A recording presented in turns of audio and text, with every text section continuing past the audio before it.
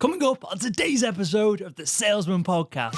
Customer success is a mindset that focuses on the entire experience of the customer. Hello, Sales Nation. I'm Will Barron, host of the Salesman Podcast, the world's most listened to B2B sales show, where we help you not just hit your sales target, but really thrive in sales. If you haven't already, make sure to click subscribe. And let's meet today's guest. Hey, everybody, it's Richard Harris from the Harris Consulting Group. You can find me there at theharrisconsultinggroup.com. On this episode with Richard, we're diving into customer success, the fundamentals of it, what it actually is, how you implement it, and how it's going to earn you more money over the months and years to come. So with that said, let's jump right in. What the heck is customer success? Yeah, I think customer success is a mindset that focuses on the entire experience of the customer. Oftentimes it is the post-sale experience that most people think about, but customer success happens way sooner, right? What I've seen happen in the customer success space is that customer success has all the stories. They have the stories that product marketing wants, engineering wants, the SDRs want, the AEs want. They have all those stories and use cases and case studies. And so when you really embrace customer success, you're taking that knowledge and dispersing it throughout the entire organization. Even HR wants to hear about those great stories because they're supporting the organization. So for me, customer success is as much a mindset as it is sort of a part of the process. And what does it look like? Because you mentioned stories there. What is a story that would fit the purpose of being something that HR would want, we would want, marketing would want, just so we can kind of jog the audience's mind of, well, I've got 7 of these stories, and you might become a real asset in your organization, and you might be a real asset without realizing you are. Yeah, no, I think that the best way to describe that is that nobody cares what we do, right? Nobody cares that Richard Harris is a sales trainer. People do want to know that Richard Harris has helped Zoom or Gainsight as a customer success organization improve the experience. And they want to hear that story of how I helped Gainsight or Zoom or Visa, who's a client. They want to know those stories because that's what people buy. They buy the experience that someone else had in the hopes of making sure that they get the same level of experience. So for me, that's how I would see it. So give us an example if you can. I know you mentioned some clients then. Maybe this is an anonymous example, probably about one of those clients, but what would an example of this be? Yeah, so I've taken my customer success stories and turned it into describing how I help people, which is I teach reps how to earn the right to ask questions, right? And whether you're in customer success, sales engineering, marketing, we all want to ask better questions. And so when I say that, leaders, whether they're CEOs or sales leaders or customer success, all go, yeah, I need my team to have better conversations, and I need to teach them how to have better conversations. So that's really important. So now there's always metrics that can be captured pre and post training, right? Close ratios or conversion ratios from first meeting to second meeting. Those are the lifts that people are looking for, but they need to understand a little bit more at a psychological level as much as they do a tactical level, in my opinion. So those are the kinds of stories that people want. They want, this is the best way to describe it. The stories that we tell, the experiences we share with our clients are designed not to sell my new potential clients. It's designed to help them reduce the risk they feel in deciding to work with me or any other trainer, right? Even if it's not me, I've hopefully given them some indication of what they need. And maybe I even point them in the direction of someone else so they can reduce the risk they have with what it's going to cost to do that. And for me, that's a big piece of what customer success feels like. So with that said, if we are being super selfish about this, we're salespeople, it's great if our customers have a fantastic time, but we're getting paid to drive revenue. We get paid when customers signs on the dotted line. What is the benefit of increasing the relationship that we have with the customer beyond just the contract being signed? Is there an upside of all of this for B2B salespeople specifically? Yeah, well, I think the statistics are out there that look, the amount of energy it takes to maintain and keep and renew a customer is statistically and significantly less than it is to find a new customer. And so when we can make those current customers wildly happy and wildly successful, even beyond the scope of their dreams, and I know I'm going all Willy Wonka on you, but when you can do that, that adds tremendous value to the entire organization because it builds, right? Like if you don't have a lifetime value in a SaaS world of at least 3 years from your customers, you're going to have a hard time, scaling and going public or getting acquired or any of those things.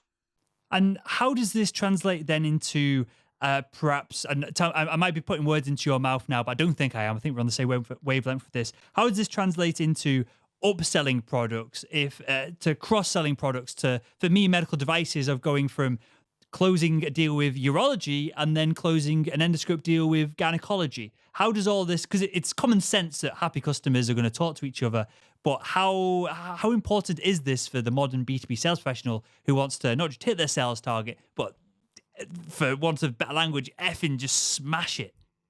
Yeah, no, I think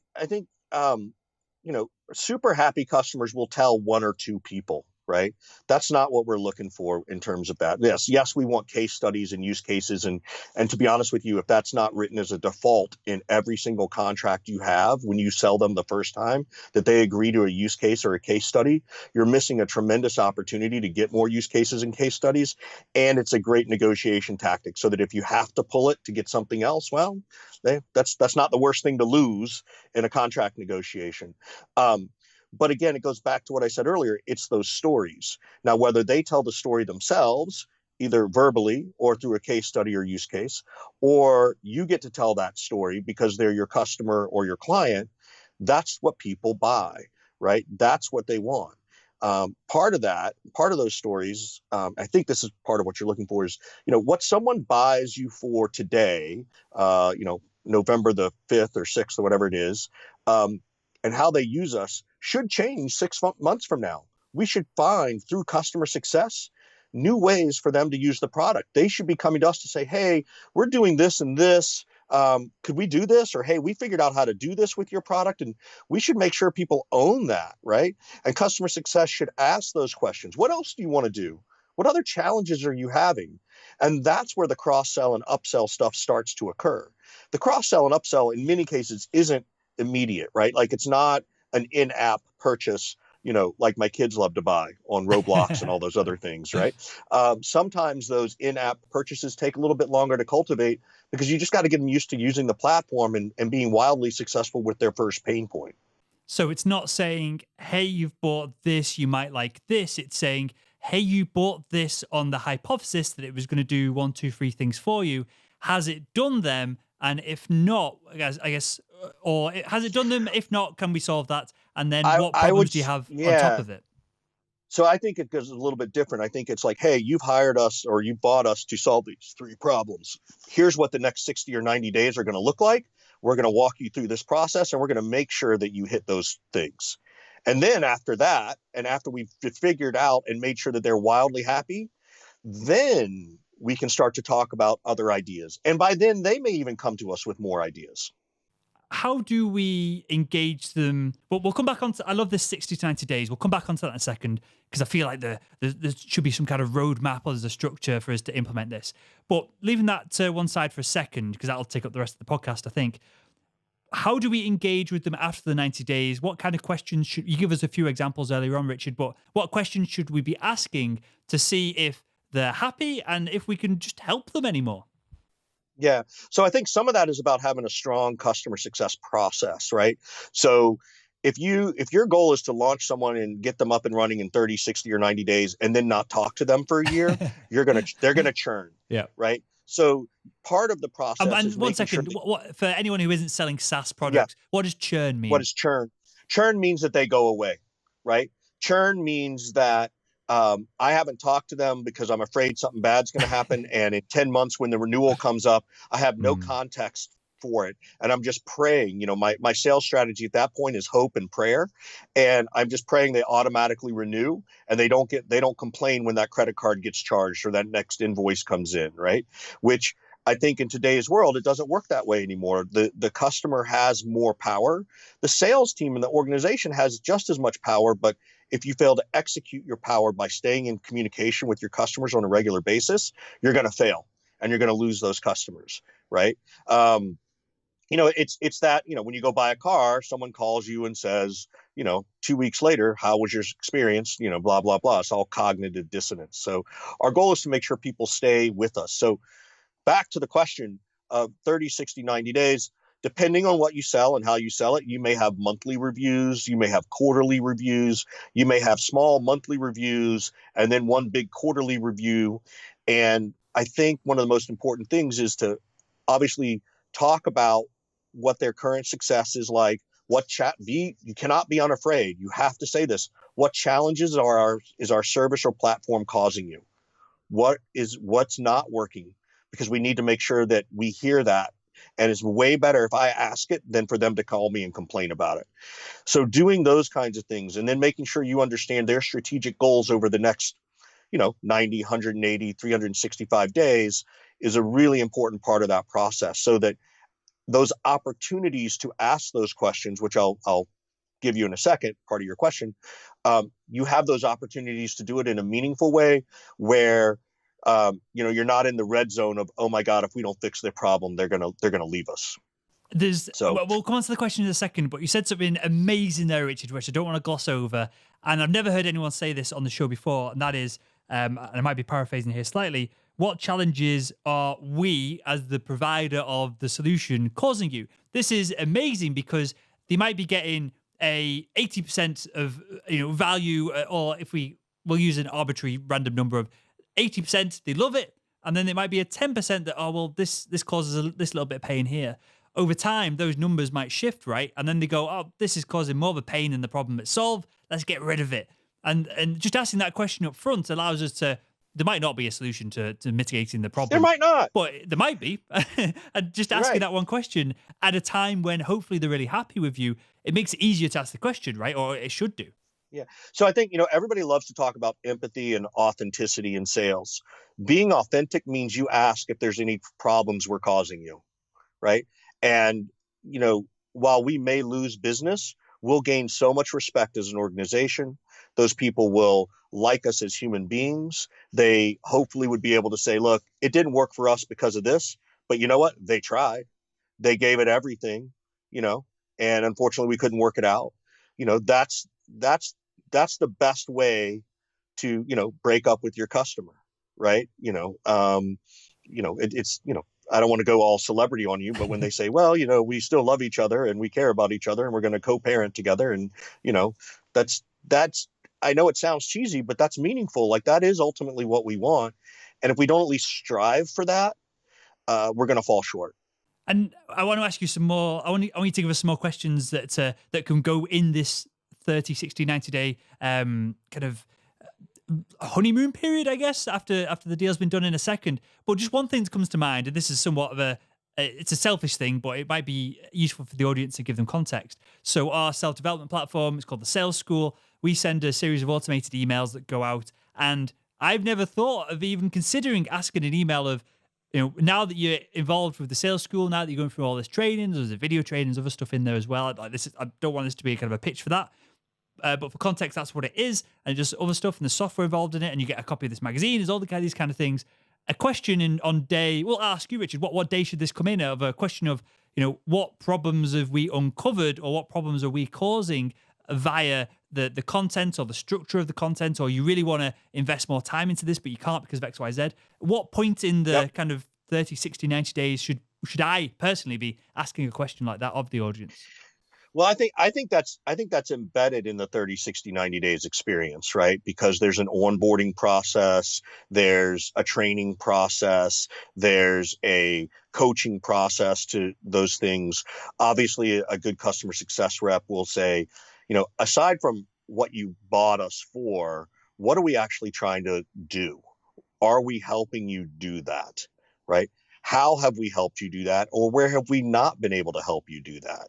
I think to me, those are the questions we're looking for. And that's different at 30, 60, 90 days. And it's funny because now that you mention it, I think we actually do that, at least good customer success will do that inherently. But after that, I wonder, because it's hey, don't ask that question because we don't want to hear it, 6 months later, that might be where the problem is. I think in the beginning, I think we're probably better at it because we're really trying to give people great service and support. So what other questions should we be asking within Let me take a step back for a second before we get into the questions. 30, 60, 90 days. Does customer success go on indefinitely as long as the customer is a customer, or is 30, 60, 90 days what we should be focusing on? Is that the Oh no, Pareto no, kind no, of side no. of things? Customer success is by all means ongoing, all the time, right? And again, it comes back to that. Hey, again, as a customer success rep, I should be talking to my client after 30, 60, 90 days and saying, look, traditionally, this is our process through the first year. If you feel like it's too much, let me know. If you feel like it's too little, let me know. You do have to be careful so that you're not scheduling weekly calls or bi-weekly calls with your customer. Like, we do need to sort of, teach them to fly and tell them they need to go figure out some of this on their own, but find the right way to do it. So I hope that answers your question. Yep, that makes total sense. Yeah. I was just intrigued as to whether there was a kind of Pareto's law principle of this, of if you get people through the first 90 days, then you check in with them once a quarter or whatever it is. But if I think that depends on your service, right? Like, I think it depends. Like, if you have something that they're using your platform day in and day out, then it probably is going to be monthly or quarterly, right? If it's a payment system that's running in the background like Stripe, I don't know. Maybe you don't need to talk that frequently. But again, I'm sure those companies have figured out or are figuring out what's the right cadence for their customer success interactions. Perfect. Okay, so I'm going to take some selfish value from this, which will hopefully help the audience as well. What other questions, what smart questions should we be asking Richard throughout this process, other than the kind of couple that you've given us, with the standout one so far being, what challenges are we causing you? Yeah. I think one of the most important things is, no matter what the customer says, we always want to say, I understand what you're asking me, but can you help me understand what you're trying to accomplish? Because so often we focus on the problem rather than understanding the big picture, right? And I think that's what makes customer success so great. And I've said this many times, that many customer success reps are better at discovery than sales reps. And it's just because that's the nature of what they do. I've listened to calls, whether it's complaints calls, at an old school customer service or current, SaaS customer success platform, of like, hey, just so I understand your role, what are we trying to accomplish? I also think getting to know your client, to say, hey, what are you responsible for outside of what you're using us for? So that you can build that strategic relationship with that person, so they know that you're not just there to sell them this one platform, right? Letting them know that you understand their big picture means a lot to them, right? If you're dealing with someone and they have quarterly board meetings where they got to report based on the data that you're providing, well, understanding what they use this service for outside of the immediate is a great question to ask, because I think it gives you greater context and builds brand loyalty and customer loyalty. How much of customer service or customer success rather comes down to exceeding expectations and just being just a mind-blowing success in the mind of the end consumer and the end user and the decision maker and everyone that you've dealt with so far, versus just plodding along, doing everything that you've said, and perhaps exceeding expectations by 2% and everyone's happy? How much of it do we really need to, what I'm getting at is, do we need to sandbag the initial expectations so that we can blow them out of the water? Or is the customer happy just getting everything that they wanted to get when they initially kind of started up the conversation? Yeah, I think that it's all about understanding the expectations, right? We do want to go 120%. I don't know anybody that's look, we'll all be happy at 100%, but I think we'll all be happier at 120%. And a little bit of that is just sort of a psychological game and a little bit of a BS thing. Look, if you can't deliver, if you have to go to 120% to make someone happy, then your scale is off. Right? Right? Like, your measurements internally are not accurate, because you should be able to make them wildly successful at 100%. So you need to understand what your process is. 120% to me, I don't know. Maybe that's a gift after they do something, or I don't know. But like, if you got to get to 120% to make someone wildly successful, then I think your process is wrong. And is that then down to perhaps we've got involved with the wrong customer, that they need that from us, and a better fit would mean that 100% is more appropriate? Absolutely. You can have, what I call the high maintenance customer, right? Where they just need hand holding every step of the way. And it does take you 120% of your effort of what it takes for a normally successful customer. Then yes, then that could be an indication that you need to fire the customer, or at least have a conversation to reset expectations. One of the things that I teach around customer success is when you manage expectations is define what fair is early on. What do you feel like is fair in terms of communications, right? What do you feel like is fair regarding your expectations, both as the customer success rep and as the customer? Because if ever it starts to go out of balance, right, you can say, hey, it's starting to feel like it's a little unfair. When we first spoke, we said we were going to talk once a month. And look, I'm happy to be successful, but we're talking like once or twice a week. And, just in order to be fair for everybody, what's changing from your end so I can understand? You're not trying to change fairness and tell them they're being unfair and they have to adjust. You're trying to reapproach the fairness question and the fairness doctrine in such a way that you can understand their bigger picture to try and really help them. Why that word fair?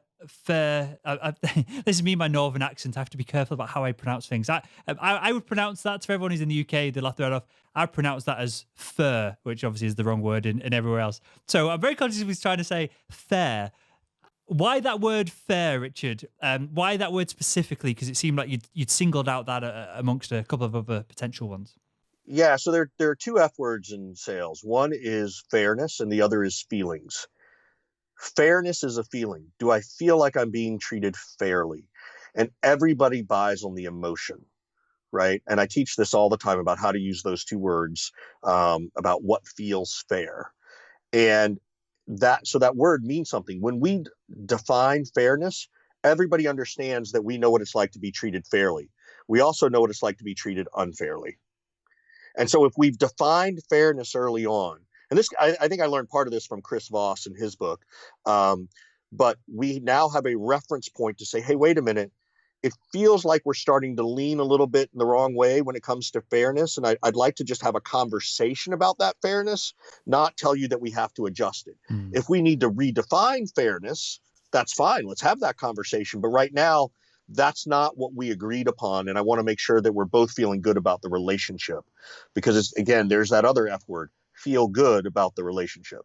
I think there's another F word which we could probably include in here as well when things are going kind of tits up, but you're being very polite and not saying it, so I appreciate that, Richard. With that, mate, is this going to become more?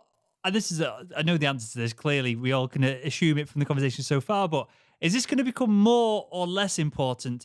Going on the fact of not just that it's probably the right thing to do and customers will stay on for long if we do it, but is customer success going to become more or less important due to the fact that most products are moving to a monthly payment model, right? Most industries, even me, medical devices, which is typically a capital intensive industry, when I left the industry, it was all shifting towards service contracts and monthly payments as opposed to owning capital equipment outright. So is this the future of selling? That's what I'm trying to ask. I don't think it's the future of selling. I think it's the future of revenue. And I think it's a little bit more here now than sort of this lofty in the future thing that's around the corner. I think we're right in the mix of it.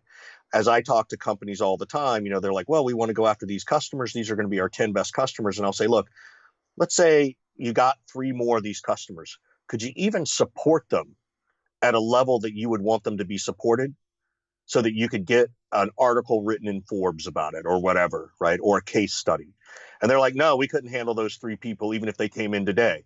Well, it's like, well, then you got a problem. Now you better start talking about customer success. So I think what has traditionally happened has been that there's been so much focus on the top of the funnel and getting customers in that we've forgotten, at least this is how I've seen the evolution of customer success, that we've kind of forgot, like, oh yeah, we actually have to take care of them now.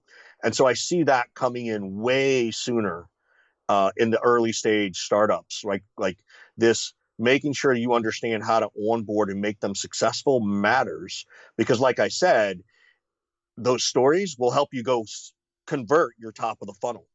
I also think if you're sort of following this, the new trend of account-based marketing or account-based everything, well, it's all based on customer success, for lack of a better description, in my opinion. For sure. That makes total sense. So one final thing to wrap up here on, Richard, and you said this at the top of the show, that this covers the whole of the sales process and forevermore as well. And we've kind of focused on after the deal's been done in that 30, 60, 90 days and onwards. How does customer success look like, or what does it look like during the prospecting phase, the discovery phase, and every other phase up until the close of the deal? What does customer success look like in that kind of area? Yeah, so a couple of things. One is coming with the use cases and case studies, being able to not just drop the names of the customers, but also drop the results those customers had, the success that they had, having referenceable quotes, right? You don't need a formal quote process, to do it, but find a way that works for your organization, so that those reps, the SDRs, know how to use those stories to attract attention. The AEs know how to tell those stories as they're talking and explaining the different levels of pain that you solve, right? And the results that your customers had, right? That's where you use it. I think, I haven't seen it, but I would love that customer success and marketing had an incentive. Part of their incentive plan would be on the number of case studies they got every quarter, because the more stories you can tell, the better off you are. Right? Even to that HR person we talked about earlier, when you're recruiting and you can say, look, we've worked with Visa and Gainsight and, Zoom, that means something to those reps coming in. That means something to the product engineers who are coming in to say, wow, they're working with reputable companies. That means something, right? That's really, really important. That's where people can take pride in not only what they do, but who they work with, right? I know all this other stuff around the right environment and the right culture, and, we need to give back. All that stuff matters, but so does who the people you service. And I think that's really, really important. What does this look like, Richard, then, to wrap things up here, for the individual B2B sales rep who's going, makes total sense. I don't understand why we're not doing it right now. Rings the sales manager as they get to the office, or they're listening to this in the car or at the gym at the beginning of the day. They go, right, Jonathan, we need to implement this today. This is we've got incredible churn. They do the numbers, and the sales manager has no idea what the numbers are. And the sales manager turns around and goes, look, Barry, the problem is we only get paid, myself included, when we close a deal. We're not incentivized. I'm not targeted. I'm not getting sacked if people churn a week later. So what I want you to do is pick up the damn phone and cold call 27,000 people today. Now, that in mind, that kind of picture painted, obviously I'm exaggerating slightly here, Richard. What can that individual do if they're not going to have the backing of the company they work for to implement a process to gather stories, to gather quotes? Should that individual be asking for testimonials of the best customers if they've helped, and logging them in a Word document and asking for permission whether they can share these quotes? How does that look like for the individual salesperson who's working probably for some kind of backward sales manager who's not bought into any of this? So, yes, if you're still that committed to the company, that's fine. There's another word that's called the Q word: quit. Like this is not rocket science to go get these stories. This is not hard to do. And if the excuse factory is pumping from the inadequate sales manager, you either need to go above your sales manager, or you need to decide if you want to even be with that company anymore. Like, this is easy stuff to get. Like, this is not hard. And the excuse factory that might come out of marketing or the C-level or other initiatives or whatever is, frankly, it's, I don't know what's the right, word in your language for BS, but it's BS. And I'm trying to be polite. It's BS. Like, this is a no-brainer. This customer success is table stakes now. It's not a nice to have. It's not something to strive for. It's something you better frickin' have. Perfect. Well, with that, Richard, I'm going to ask you the one question I ask everyone that comes on the show. I've asked you about 47 times now, and I'm going to ask you it again. And that is, if you could go back in time and speak to your younger self, what would be the one piece of advice you'd give him to help him become better at selling? To be better at selling, I would have started training more. I would have started reading more sooner. I would have been more self-educated, self-aware. I would have sought more mentorship. I would have gone out to get more knowledge as opposed to being, and I know it's crazy because I'm a Gen Xer, feeling entitled that I was as smart as I need to be. And I think I probably made that mistake along with thousands of other salespeople. But I think that's the thing I would change. Why did In fact, reading? I know that. Why did reading, Richard, come seemingly at the top of that list? What? And this might be personal for you. You might have data on this for Yeah. everyone else, but why is reading so important? In the last 2 years, I've just spent a lot more time reading all kinds of books, right? Like I've read a bunch of business books and biographies and autobiographies. And it's a great way for my mind to relax in a lot of ways. Even if it's a business book, if it's got good stories in it that explain the practicality of it, then that's relaxing to me. And I can enjoy the book at an emotional level as opposed to thinking of it. I think I thought of it like reading was a textbook. Like it was my big old marketing book from college. I don't even know if they have books anymore. But I think that's the thing that's really sort of come my way in the last 2 or 3 years is more reading. Yeah, I think there's definitely something to that. Obviously, I'm a huge advocate of podcasts and conversations, and I think you can get a ton of information from them. But when you want to go that level deeper, because a book, and I think it's literally, as I think about it, it's as simple as this: a book, your own pace, right? If you don't understand something, you reread it. If it still doesn't make sense, it's probably a crappy book and you need a different one. But with a podcast, I guess there's blah, blah, blah, especially when I'm speaking with my like weird British accent, Northern accent, it's blah, blah, blah, blah, blah, blah. And you either keep pace of it or you lose track, and you're probably driving as you're listening to this as well, or you're on your commute. So there's probably two different levels of learning, right? Well, it's funny because again, I'm a Gen Xer, with the exception of your podcasts and maybe, Barrow's, I don't really listen to a lot of podcasts. But even when I read, I do audiobooks. Sure. Because that's the time I have. Like even if I'm just driving down to the store for 10 minutes, like my goal is to read 20 minutes a day. Yep. That's it. And I don't care if it's an audiobook or a real book, but for me, that's what's worked for me. And that's how I've decided to do it. And my 20 minutes turns into 30 or 40 sometimes. So, because I get so ingrained in it. Do you use, and this might not mean anything if you're not in the kind of ecosystem, but do you use Amazon and the Whispersync technology? What is that? So if you read a book on Kindle and then you start using the app to listen to the audiobook, it'll sync up where you stopped listening to, where you started listening to. Yes. And it organizes all that for you. So so it's funny, if you go look at my Kindle, it's all the books I read to my kids. But everything I do is through Audible, right? Or Kindle audio.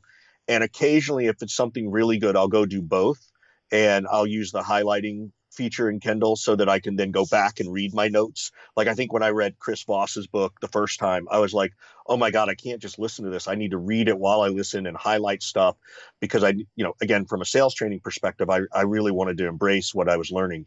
And so for me, I needed to do it that way. So I'm multifaceted, I suppose, that way. Yeah, I appreciate you sharing that with us, because I know that if it's a book I'm gonna use as a textbook. So I've interviewed Chris like 3-4 times now, and I learn a ton from him. So every time I interview him, or prior to the interview, I'll go back and look over his book. I'll go in and stick post-it notes with anything that was really genuinely mind-shattering, which is maybe 30 points in a decent book. And then that's all I need. Then that prompts me for the rest of it. So it's similar with the highlighting, but I have to do it physically because I just, for whatever reason, my brain can't seem to comprehend and pull data back from a Kindle, whereas it can do on a piece of paper. So I guess we're all different, but it's interesting to hear each individual's strategy with these kind of things. Absolutely. And then I've actually gotten the new Moleskine book that I can scribe on, and then that writing shows up straight on my phone. Yep. Like, it's amazing. That's my new favorite tech tool. So perfect. Well, I'll link to that. Cool. Everything else, Chris Voss's book. You mentioned John Barrow's podcast. I'll link to that in the show notes as well.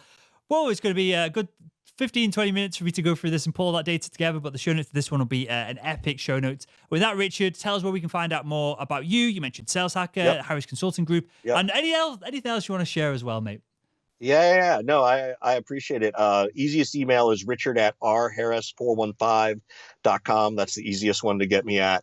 And that's probably the best way to get a hold of me if you're looking for any sort of support with your organization. I take calls all the time where it's not a business call. I'm just happy to answer questions. So I don't try and turn around and resell you. The last thing I would love to promote, if you're allowing me, is, and I would love, Will, you need to come to Surf and Sales 2019 in Costa Rica in February. We're putting on an amazing conference for 4 or 5 days where there's surf lessons. It's all included.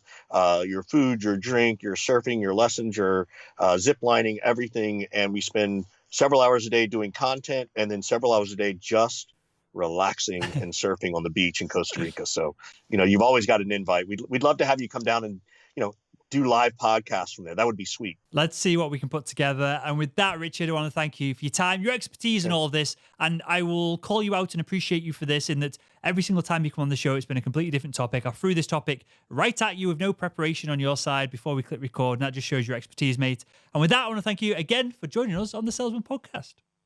Thank you so much, Will. It's been a blast as always.